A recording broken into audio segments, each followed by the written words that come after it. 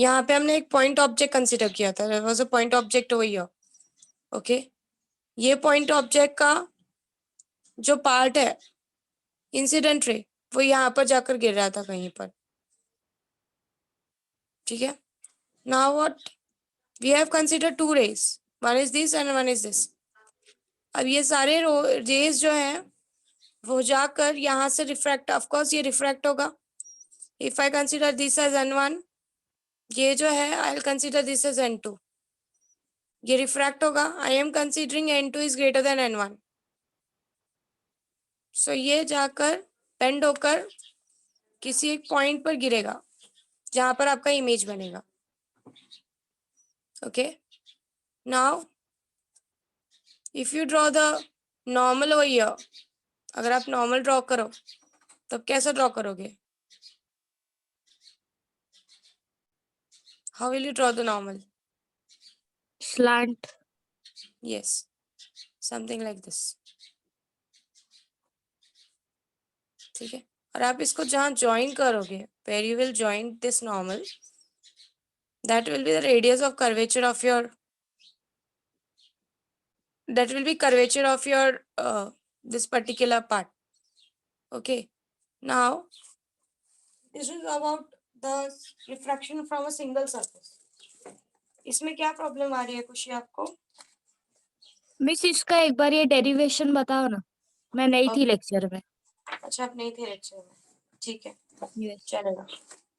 Now what, अब जब ये पॉइंट ऑब्जेक्ट है, यहाँ पर इसका रिफ्रैक्शन इस पॉइंट पे गिरा, यहाँ से गिरने के बाद ये पर्टिकुलर पॉइंट जो है ये यहाँ कर गिरा, दिस इज द नॉर्मल। इस नॉर्मल को हमने यहाँ पर सरफेस पे, ये जो हमारा प्रिंसिपल एक्सिस है, ऑप्टिकल जो प्रिंसिपल एक्सिस है जो इसके ऑप्टिकल सेंटर से पास हो रहा है, उस पे हमने इस नॉर्मल को कनेक्ट किया। Now what will happen, just look at the, we will define some angles over here. हम लोग कुछ एंगल्स को डिफाइन करेंगे यहाँ पे, वो क्या एंगल्स है जरा देखो। Now here this angle is taken to be alpha, this angle is taken to be gamma, and this angle is taken to be beta, alpha, beta and gamma. You have to go for some basic trigonometric concept. For example, you have to calculate alpha. Let's name this first. इसको जरा नाम दे देते हैं। This is A, P. This is O. This is let's say this is I. Okay. Now just look at the triangles.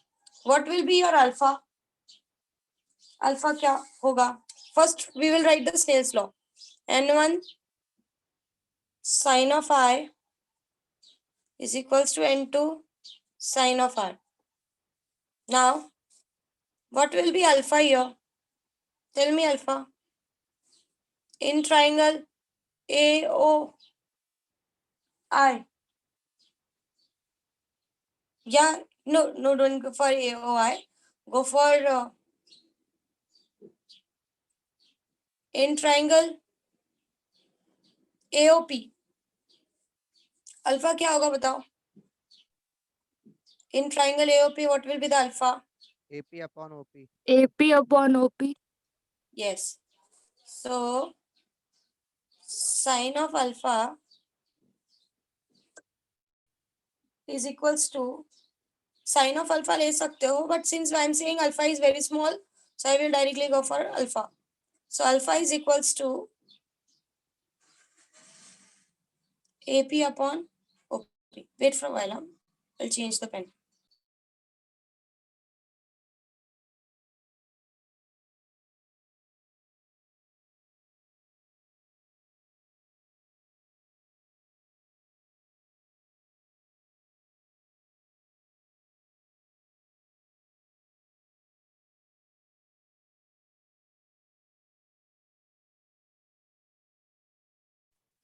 Okay.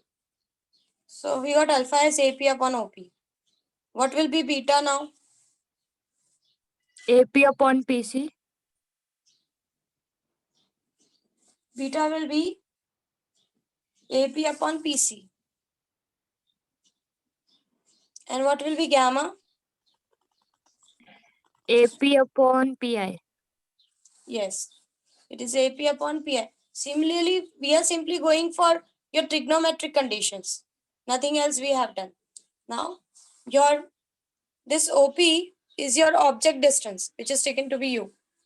This PI is your image distance, which is taken to be V. Okay, and this your PC. This is your center of curvature, that is your radius distance, R. Okay, so you'll keep it as R. This is your minus U. This is your R. And this is your V. Now, let's try to have it in the terms of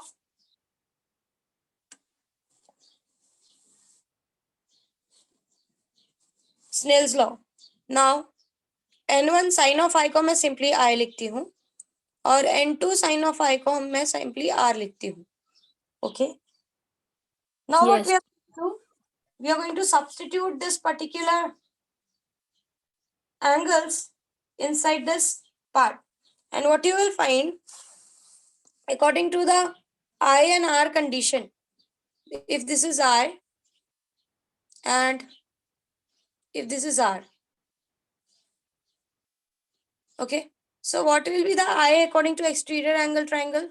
It will be alpha plus Alpha plus beta. correct? And what will be your R in the terms of beta and gamma? Beta minus R is equal to gamma. Yes, beta minus R is equals to gamma. Beta minus R is equals to gamma. फिर से देखो.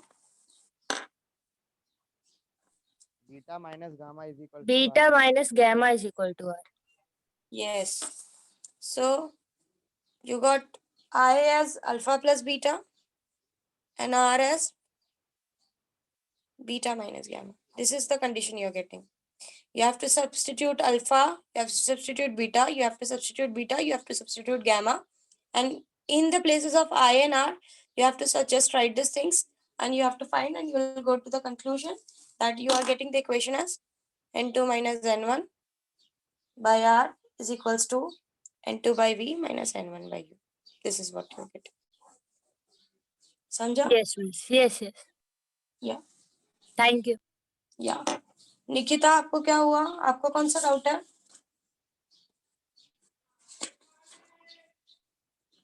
Miss वो diagram में वो V1 क्या है वो एक बार बताओ ना.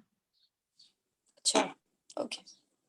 Now this is reflection eight to surfaces. यहाँ से ये मैं प्रिंसिपल एक्सिस को पास कर रही हूँ. This is object over here. अब यहाँ से ये रे यहाँ पर गिरा. If it is falling here, मैं पहला ऐसा एज्यूम करूंगी कि ये वाला पार्ट नहीं है. If this part does not exist, यहाँ पे कैसा है? This is your air, this is some substance. So ये एक n1 होगा, इसको मैं n ले लेती हूँ. ठीक है. Now this is the point object जिसका पहला यहाँ पर दो रिफ्रैक्शंस होंगे. अगर हम देखें तो there will be two refractions over here. एक इस पॉइंट पे होगा और एक इस पॉइंट पे होगा.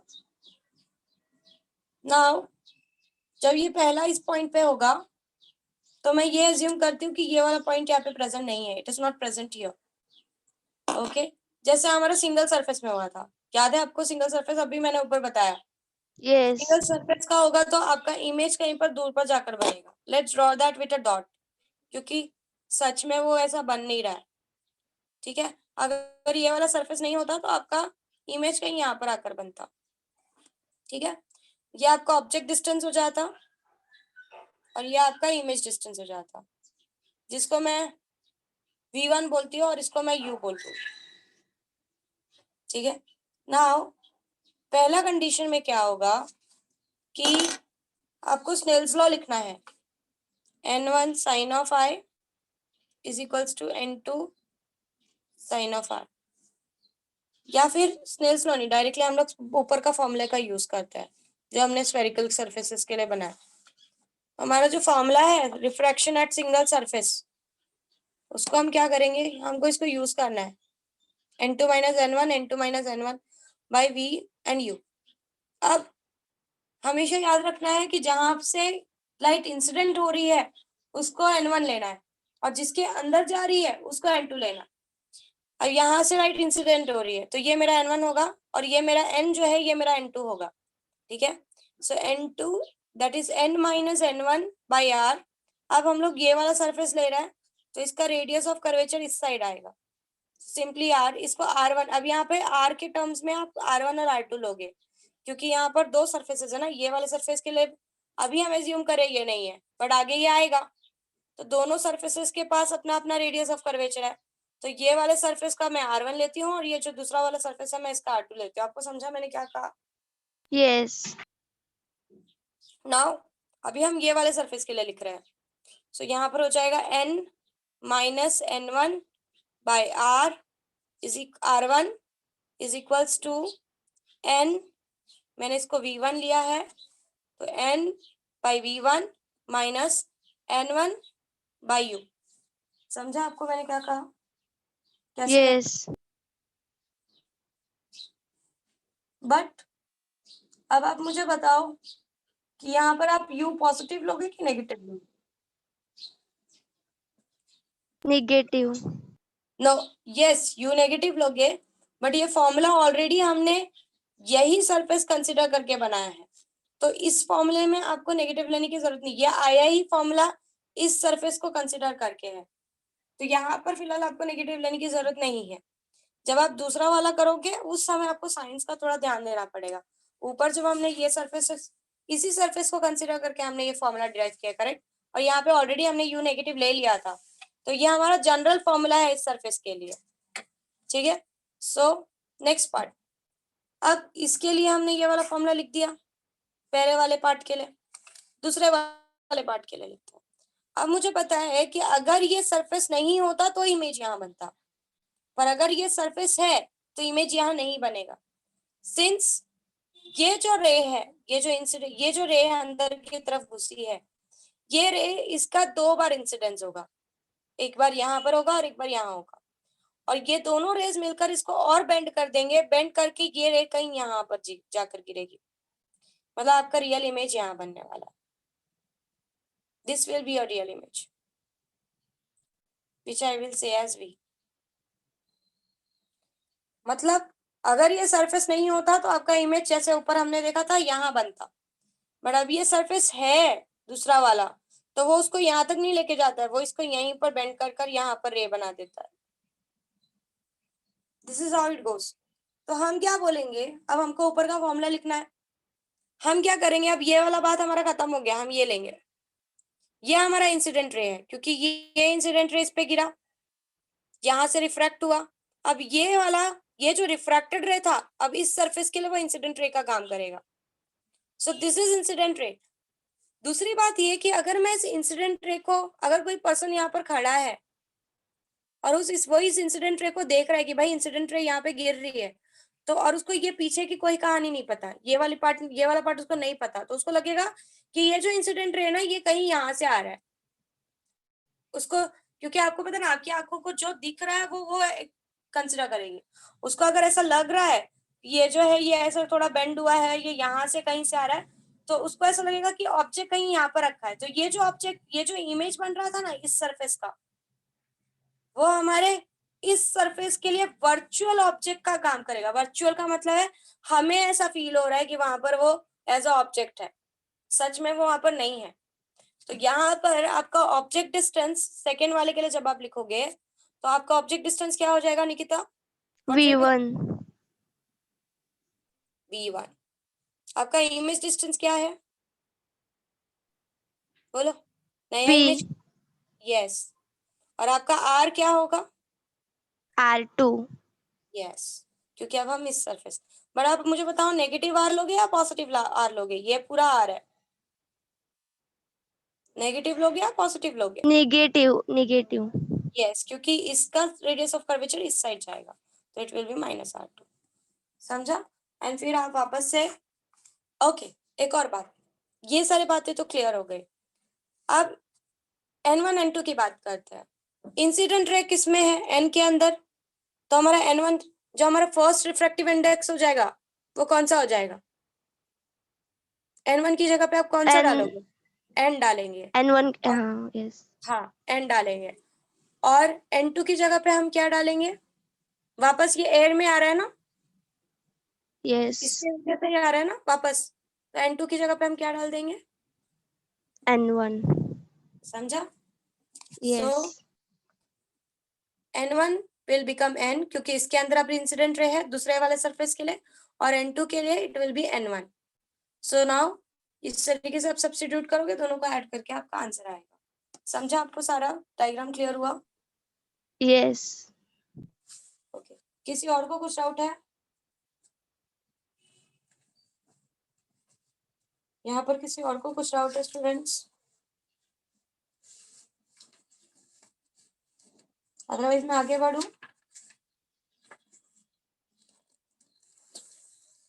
ठीक है, let's move ahead with the next part, that is defect in the spherical, defect in the lenses.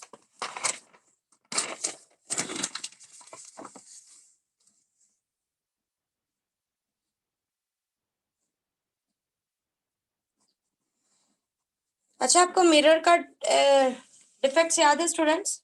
Do you remember mirror वाला डिफेक्ट्स?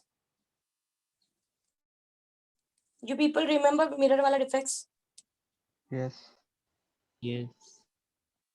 या कोई बताएगा मुझे क्या था मिरर वाला डिफेक्ट? जरा एक बार गो थ्रू करो और बताओ मुझे क्या था मिरर वाला डिफेक्ट। हाँ, स्फेरिकल एबरेशन। कोई समझाएगा क्या था? मैम टू फोकल लेंस बनते हैं, और दो फोकल लेंथ बनने से होता क्या है? इमेज ब्लर बनती है। इमेज स्फीयर जैसा बनता है। इमेज स्फीयर जैसा बनता है, ठीक है। Unclear boundaries. यस, मतलब ब्लर्ड इमेज बनता है इन शॉर्ट। किस सबको याद है ये जो बोल रहा है? Yes Yes. नाउ व्हाट, आपका जो लेंस है उसमें भी ये स्फेरिकल एब्रेशन देखने के लिए मिला है। मतलब जैसे आपके मिरर्स में मिल रहा था उसी तरीके से कुछ एब्रेशंस आपके लेंसेस में भी देखने के लिए लिए गए हैं।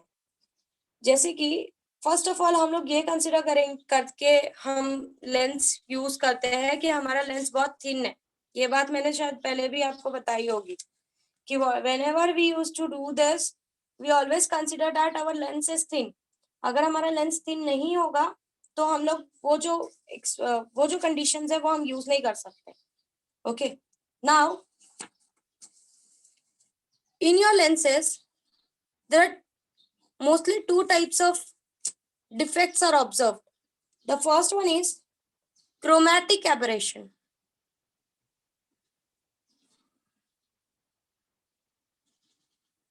And the second one is spherical aberration. जैसा आपका मिरर में था, सेम है, जैसा मिरर में था वैसा ही है। नाउ क्रोमैटिक एबरेशन में प्रॉब्लम कहाँ पर होती है वो समझो और क्यों होती है। आपको पता है मिरर में तो कोई लाइट रिफ्रैक्ट होती नहीं है, there is no refraction of light in the mirror, so वहां पर कलर्स का तो कोई फंडा निकल कर आता नहीं। बट इन लेंसेस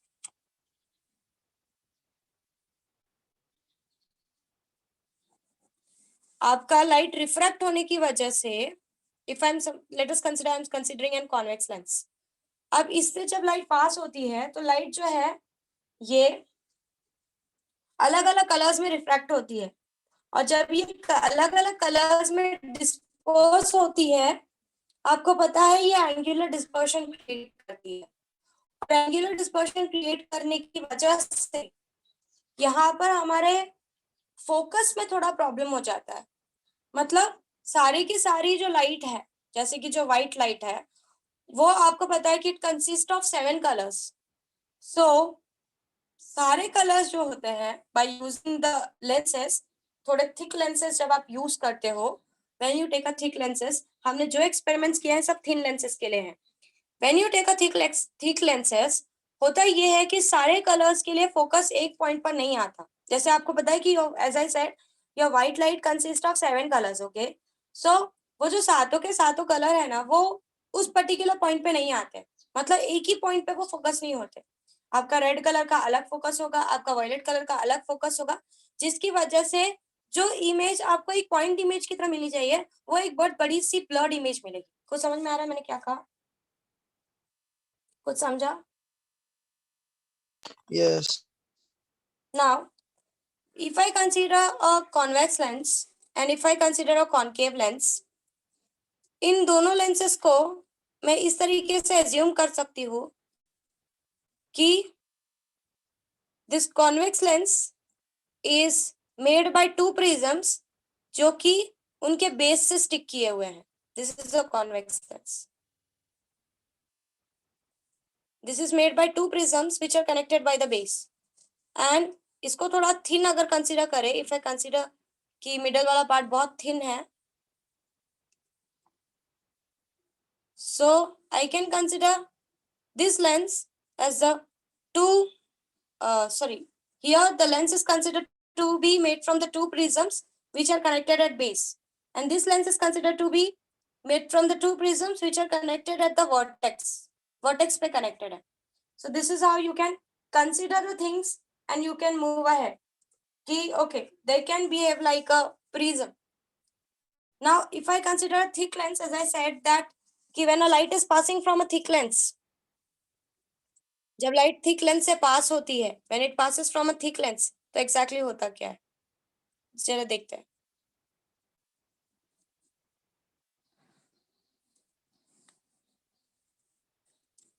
समझो, if this is the white light which is falling here, आप क्या ऑब्जर्व करोगे? व्हाइट लाइट में आपको पता है रेड कलर जल्दी कंट्रोल होता नहीं है।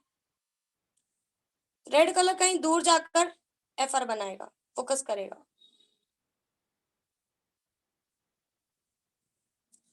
है ये व्हाइट लाइट ही, बट इसका जो रेड कंपोनेंट है वो कहीं यहाँ पर आकर के मिल रहा है, इस पॉइंट। और वहीं पर इसका जो वॉयलेट कंपोनेंट होगा, सिंस वो ज्यादा कंट्रोल होता है, वो यहीं पर कहीं मीट हो जाएगा, उसका फोकस ये हो। कुछ समझा मैंने क्या कहा? Yes. Yes. मतलब ये अलग अलग कलर्स के लिए अलग अलग फोकस बना के देगा, and I am considering that as A B. यहाँ से ये जो जॉइनिंग पॉइंट्स है उसको मैं ए बी कंसिडर करती हूँ। Okay, now that is what I am saying कि क्रोमैटिक एबरेशन क्या होता है? Because of the wavelength of the light. अगर आप जब पॉलीक्रोमैटिक का मतलब होता है ऐसी लाइट जिसके अंदर बहुत सारे कलर्स हो, जैसे कि और white light is a polychromatic light. जब भी आप पॉलीक्रोमैटिक लाइट को लेंस से पास, कोई मोटे लेंस से, थिक लेंस से, थिन लेंस से तो कोई प्रॉब्लम नहीं है, अगर आप थिक लेंस से किसी मोटे लाइट को पास करते हो, सॉरी कोई पॉलीक्रोमैटिक लाइट को पास करते हो, हर कलर का फोकस अलग अलग पॉइंट पे बनता है, जिसमें रेड का यहाँ पर बना है, वायलेट का बाकी कलर्स का इनके बीच में बनेगा। एंड इन दिस वे आपको पॉइंट इमेज ना मिलकर इतनी बड़ी सी सर्कुलर इमेज मिलेगी which will be blurred. So this is the problem. Since ये प्रॉब्लम कलर्स की वजह से, कलर्स के वेवलेंथ की वजह से हो रहा है, इसीलिए हम इसको क्रोमैटिक एबरेशन ऐसा नाम देते हैं। We say this aberration as chromatic aberration. Repeat करो नहीं। क्या रिपीट करो बच्चा? Chromatic aberration. पूरा ये आपको समझा पहले मैंने क्या समझाया था? यस यस समझा।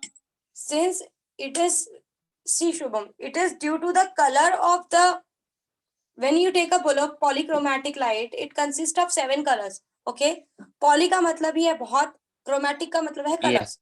Okay, now polychromatic light जब आप इस लेंस थिक लेंसेज से जब आप पॉलीक्रोमैटिक लाइट को पास करते हो, तो जो रेड कलर का कंपोनेंट है सिंस आपको पता है रेड कलर का कंपोनेंट इज नॉट कंट्रोलेबल, उसका जो फोकस होता है वो काफी दूर जाकर होता है, और वहीं पर आपका जो वॉयलेट लाइट होता है वो बहुत ज्यादा कंट्रोल हो सकता है, उसका वेवलेंथ सबसे छोटा है, तो वो सबसे पहले फोकस हो जाता है।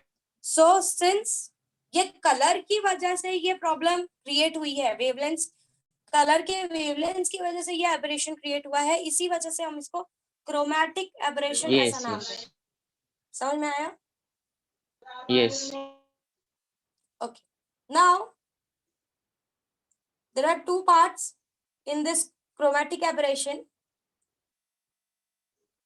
that is longitudinal chromatic aberration and transverse chromatic aberration and circle of least confusion. आपका there is something called as longitudinal aberration, transverse aberration and circle of least confusion. ये तीनों चीज जो हमने स्फेरिकल वाले में पढ़ी थी, सेम चीज यहाँ पर भी एप्लीकेबल है। जरा फटाफट स्फेरिकल वाला देखो और मुझे बताओ कि what is longitudinal aberration, what is transverse aberration and what is least confusion. फटाफट जाओ बैक में और मुझे बताओ what does those things means.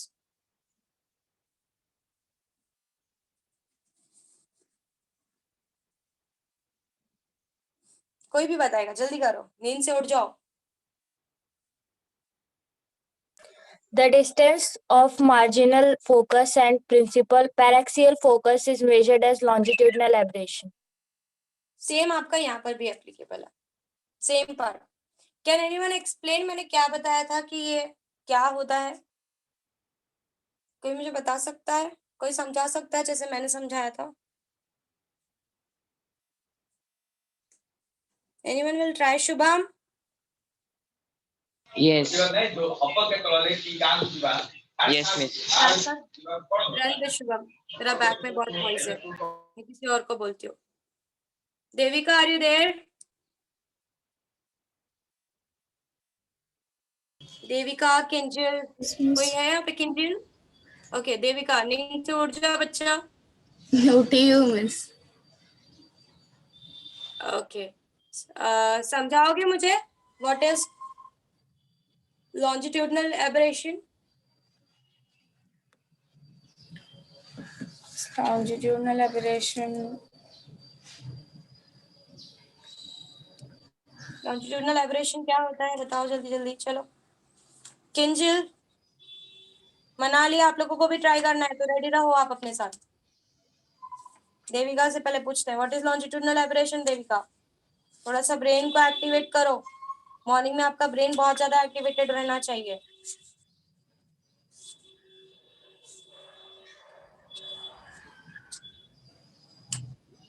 What is longitudinal and transverse aberration? Try to explain. मैंने spherical aberration में सिखाया है आपको।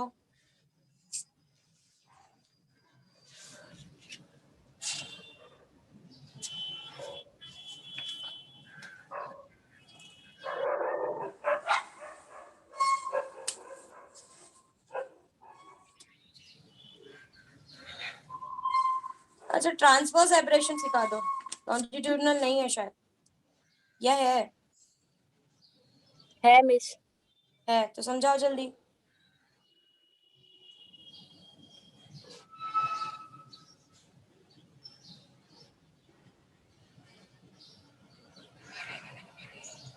Miss, longitudinal spherical aberration is the distance between FM and FP. Yes, so FM and FP के बीच का जो distance होता है दैट इज एफएम। याद है what is marginal focus and what is principal focus? दोनों का डिफरेंस याद है आपको? मार्जिनल फोकस क्या होता है और प्रिंसिपल फोकस क्या होता है? मार्जिनल फोकस उन रेस की वजह से बनता है जो रेस थोड़ा सा प्रिंसिपल एक्सिस से अलग होते हैं, दूर होते हैं, उनको हम उन रेस से बने हुए फोकस को हम मार्जिनल फोकस बोलते हैं, और जो रेस प्रिंसिपल एक्सिस से थोड़ा पास होते हैं उन रेस से बने हुए फोकस को हम प्रिंसिपल फोकस बोलते हैं। इन दोनों के बीच का distance gives you the longitudinal longitudinal aberration. अब यहाँ पर कैसे डिसाइड करोगे व्हाट इज लॉन्जिट्यूडनल एब्रेशन? यहाँ पर कैसे डिसाइड करोगे? How will you decide? See यहाँ पर भी ऐसा होगा, कुछ रेस जो होंगे वो ऑफ कोर्स रियल लाइफ में ऐसा तो कभी होता नहीं है कि सारे रेस आपके एक्सिस के पास ही हो, कुछ रेज, कुछ व्हाइट लाइट दूर होंगी, कुछ व्हाइट लाइट पास होंगी। सो इन दोनों की वजह से एक प्रिंसिपल फोकस बनेगा, इन सारे कलर्स का, इसके सारे कलर्स का प्रिंसिपल फोकस बनेगा और इसके सारे कलर्स का आपका मार्जिनल फोकस बनेगा।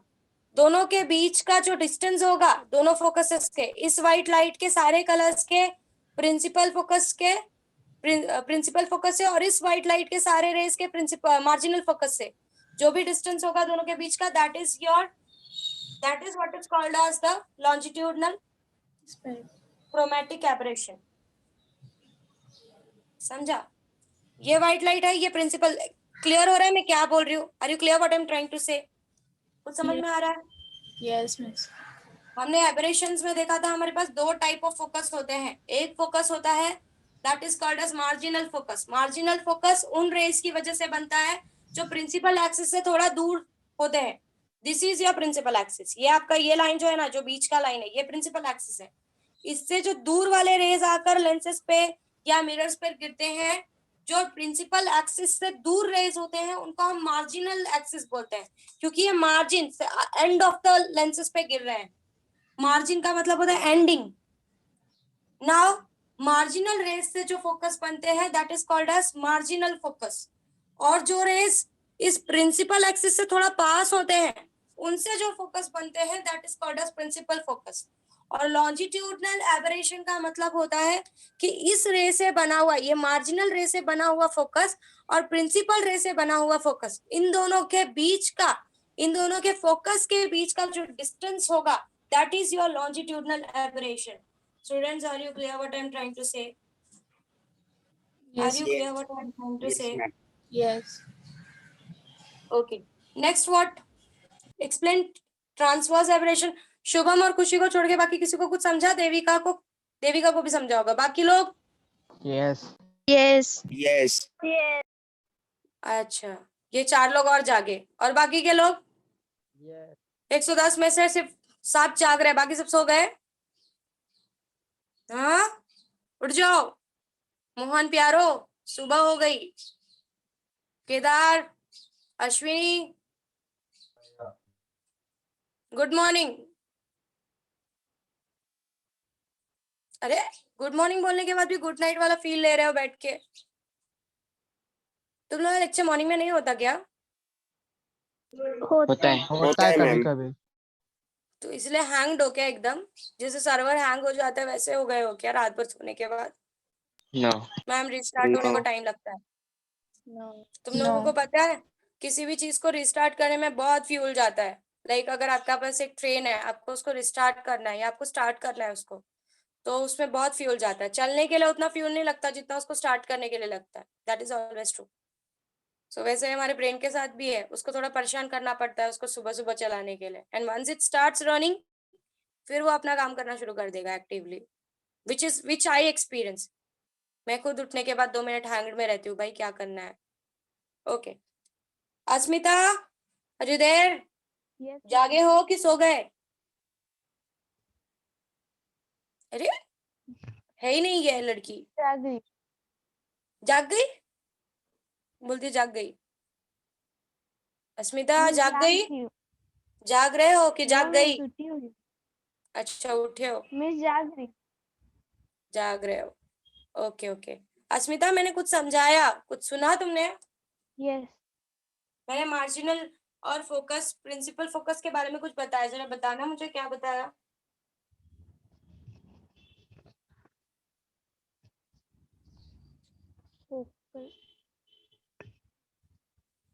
देखो मिस, मैं तो सो रही थी, आप तो मेरे सपने में थे, पर आप जो पढ़ा रहे थे वो सपने में कुछ भी नहीं था, कैसे याद रहेगा?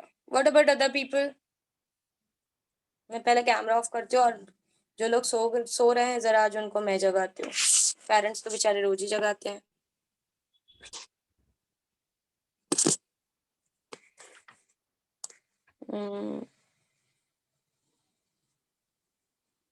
जोसलिन, जोसलिन जाग रही है? देखो बाकी जाग रहे हो। बताओ मुझे क्या बताया मैंने मार्जिनल फोकस और प्रिंसिपल फोकस के बारे में? Ma'am, the जो डिस्टेंस है मार्जिनल और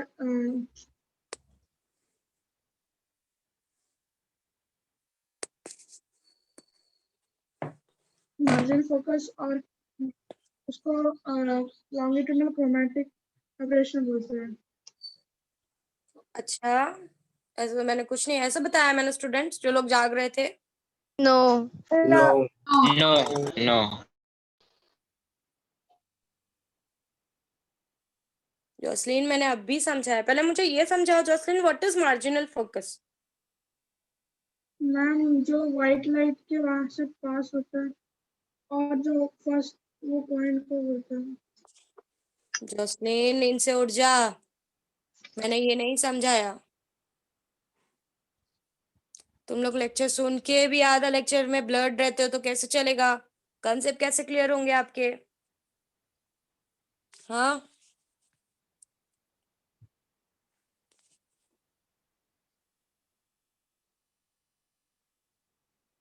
Disha, are you there from batch 3?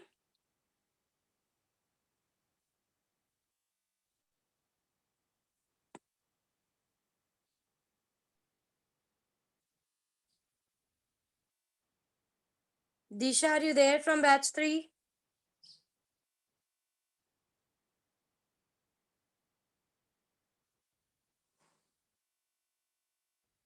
Ashutosh Yeah, ma'am. जाग रहा है? Yes. क्या समझाया मैंने मार्जिनल फोकस के बारे में? मिस मार्जिनल फोकस वो रे होता है जो प्रिंसिपल एक्सिस से फार अवे रहता है। मार्जिनल फोकस या मार्जिनल रेज वो रे होता है, मार्जिनल रे और वो और रे जो प्रोड्यूस करता है फोकस, उसे मार्जिनल फोकस कहते हैं। यस, मतलब आशुतोष जाग रहा था। क्या मैम? उसने बताया that is the correct explanation. Marginal sorry Jasleen, marginal focus का मतलब होता है ये वो फोकस होता है जो मार्जिनल रेज से बनता है, और मार्जिनल रेज वो रेज होते हैं जो प्रिंसिपल एक्सिस से बहुत दूर होते हैं। प्रिंसिपल एक्सिस वो रे होती है जो आपके लेंस के सबसे सेंटर से पास होती है। उस रे से आपका जो सबसे दूर दूर वाले रेज हैं उनको हम मार्जिनल रेज बोलते हैं, और उस मार्जिनल रेज से बने हुए फोकस को हम मार्जिनल फोकस बोलते हैं। प्रिंसिपल फोकस वो फोकस होता है जो रेज आपके प्रिंसिपल एक्सिस से पास होते हैं और जाकर मीट करते हैं किसी पॉइंट पर, that forms the principal focus. और प्रिंसिपल फोकस और मार्जिनल फोकस के बीच के डिस्टेंस को हम लॉन्जिट्यूडनल एबरेशंस के नाम से जानते हैं। सबको ये बात क्लियर है? Are you people clear? Yes yes Yes. Okay, in next lecture आपकी तरफ से मुझे list of circle of least confusion और ट्रांसफर्स एबरेशन, ये दोनों चीजें मुझे आपकी तरफ से चाहिए। आप लोग प्रिपेयर करके रखो and will continue for the next time. In next lecture mostly आपका ये चैप्टर खत्म हो जाएगा, then we will start with semiconductors. फिर हम लोग सेमीकंडक्टर्स के साथ स्टार्ट करेंगे। किसी बैच में हुआ है semiconductor? No. Okay, then it will be a great journey. Semiconductor पढ़कर आपको ऐसा कुछ फील होगा कि okay, how you people are just enjoying your cell phones and mobile phones, but जब आप सेमीकंडक्टर पढ़ोगे तब आपको फील होगा कि उसको बनाने के लिए और उसको समझने के लिए कितनी कितनी सारी मेहनत की गई है। Your everything works on a semiconductor only. अब व्हाट इज सेमीकंडक्टर, ये क्या है, ये सारी चीजें हम लोग नेक्स्ट लेक्चर में करेंगे, क्योंकि स्फेरिकल एब्रेशन का थोड़ा सा पार्ट बाकी है, and then I will go for microscope and compound microscope, simple microscope, compound microscope. Your chapter will be over. Most probably we will do the sums also. Homework for you is, इस चैप्टर का जो पीछे का sums है aberration वाला part छोड़कर जितने भी सम्स है ट्राई करो। नहीं हुआ तो ठीक है, हम लोग क्लास में करेंगे। ओके, भले आपको 2 लेक्चर्स और लग जाए, फिर मैं सेमीकंडक्टर स्टार्ट करूंगी, not a big deal, but we will do it in the class. अगर आपको नहीं आ रहा है तो, वैसे तो मैंने करवाया है क्लास में, बट स्टिल अगर आपको नहीं आया तो हम लोग एक और लेक्चर लेके सम्स भी करेंगे। ठीक है, bye everyone, take care, have a good day. जाग जाओ नींद से। Yes.